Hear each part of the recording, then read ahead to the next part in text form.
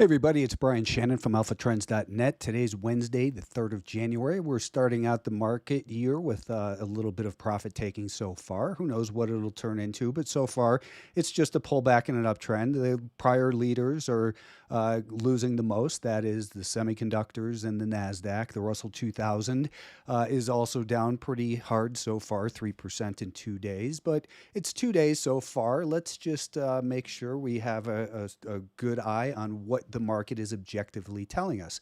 And what we have, we noted last week that some profit taking wouldn't come as a surprise. That's exactly where we are. We're below declining 5-day moving average after yesterday's gap lower. And this green anchored VWAP is the year-to-date anchored volume weighted average price. I will refer to that throughout the year, just as I did with the year-to-date anchor last year for these markets and individual stocks.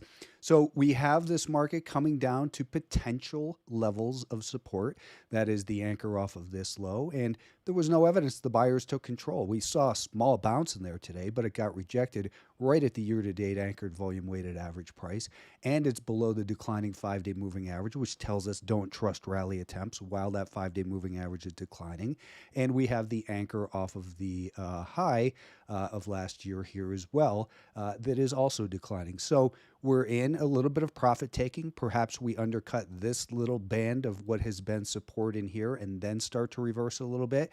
Or we could continue down towards the anchor from this larger gap right here as our next important level. That could bring us down towards 463. So we're not out of the woods here. We're just experiencing for some profit taking.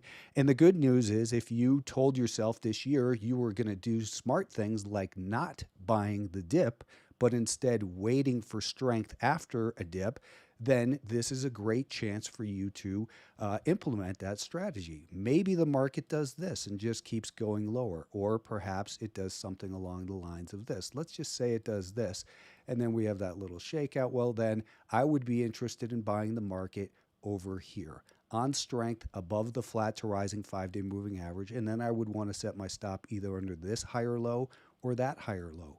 That's the way I always look at these markets. So for now, with a declining 5-day moving average, there's simply no reason to be a buyer of the S&P 500 or of the NASDAQ. The NASDAQ is below the declining 5-day moving average. There was no support at the 20-day moving average. That's a level of interest, just like this prior low was a level of interest. There was no support there. The anchor from the December low was a level of interest that told us to take a closer look at the shorter term time frame. We bounced right there, but where did we bounce to? We bounced straight into the year-to-date anchored volume weighted average price. So that then sold off from there. It tells us just be patient. Maybe we see buyers emerge down in here, and don't look for it to be a precise bounce from that level. And don't buy it just because it touches there initially. If you read my book, I always talk about you want to see confirmation that we had some support in that area. Then perhaps you can buy it for a day trade. And if your day trade works, well, then look to take some off up near the year-to-date anchor. It doesn't mean at that year-to-date anchor, but it means be aware that that has been resistant so far, so maybe it will be again. And then it comes back down, and we see this happen. Meanwhile, the 5-day moving average starts to do this, and then perhaps we see the opportunity for a low-risk, high-probability trade on the long side for a swing trade and perhaps longer. But for right now, buying the dip, just don't do it. It doesn't make sense. It's uneducated. Wait for the buyers to regain control. Let the institutions do the dirty work of finding the support. People are going to say that we, need to close this gap, and it's pretty close to being done. But don't forget, in the Russell 2000, we didn't close this gap. We didn't close this gap. So we've got a lot of unfilled gaps in all of these markets down below.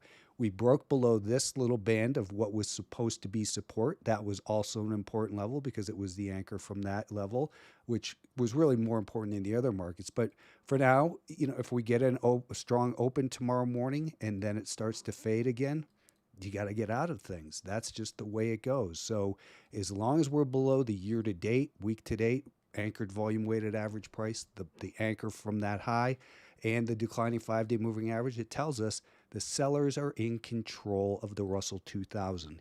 And it's not just these markets. We have stocks like AMD getting hit super hard. It's below a declining 5-day moving average. Why get involved?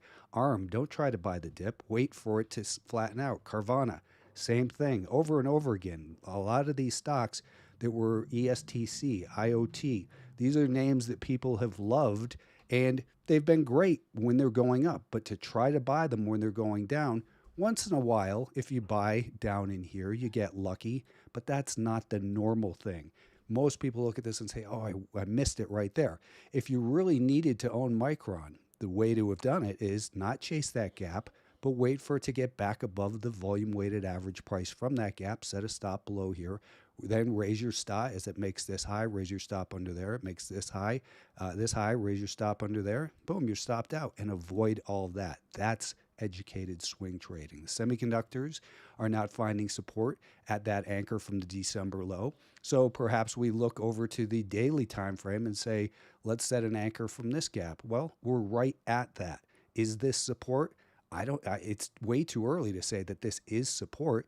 It's a potential level where the market can, start to show some stability, but you don't have to be the first one to buy, because if it rallies up tomorrow, even if it rallies up to here, it's more likely to do something like this in the next week. And then your better purchase is over here. So the semiconductors, same story. They're below declining 5-day moving average. No reason to be a buyer. What about the biotechs? They were strong yesterday, but today they pulled back. They're below a declining 5-day moving average. They're quite extended here. So, they're right on that trend line. A trend line break doesn't mean it's going to reverse. It means that the rate of ascent has slowed, but perhaps it's going to start to do this. This would be a normal pullback. Be aware, know what your risks are. Financial stocks are also kind of just starting to distribute a little bit in here. They're really more neutral, but they're on watch for potential breakdown. Energy is the big winner this year so far. They've broken beyond this little band of resistance. We still have a declining 50-day moving average. That's going to flatten out in the next 2 to 3 days as we get rid of this data. So buyers are in control there. I don't trade energy names, so I'm really not interested in talking about them either. Have a good night.